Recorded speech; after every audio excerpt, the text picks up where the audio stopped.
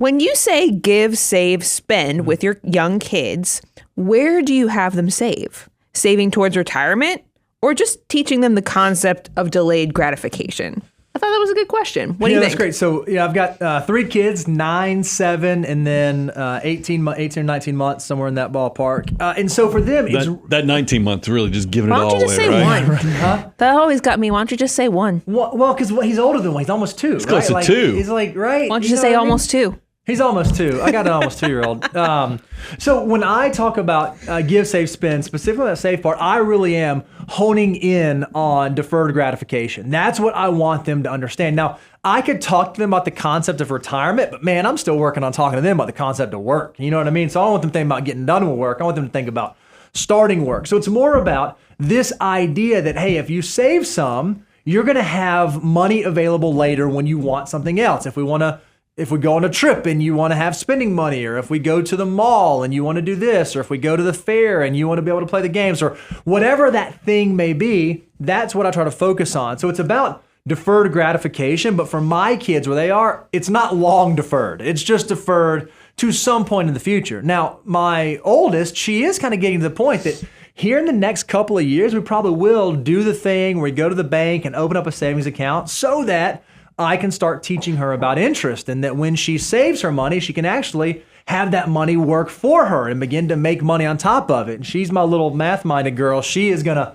love the concept of that. And I'm so excited, but I got to get the basics down first. I got to get the behavior down before I can get the logistics down. So for me and my kids right now, that's how we're focusing on the save.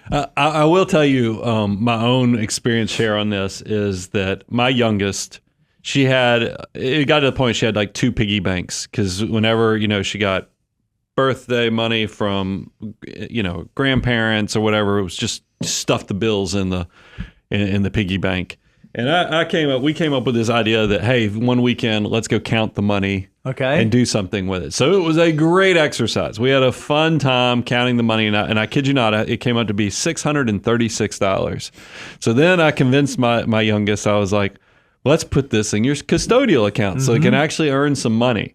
All about it. Very, very fun. It was like, great, the money's going to get to work. And then there was a period of time I had to explain to her, because she'd be like, my bank's so empty now, because now these piggy banks that were stuffed full, right? I mean, practically stuff coming out of the top, had nothing in it anymore. So we had to have some additional discussions about, no, the money is actually out there doing something, but she tangibly couldn't touch it anymore. And there's probably something to be learned about that, because that's kind of a thing in adult life too, is that, I think about like this firm. You come here and we're managing, over $1 billion of assets. But if you came here, we have no money. There's no money. It's not like so for all you robbers out there, don't come here. But that's kind of like, you come to my house. I might have enough money to buy Girl Scout cookies, but I don't have. So there is probably a lesson with your children on that. Sometimes buying and saving is not about what you can touch, because there's a teachable concept there as well.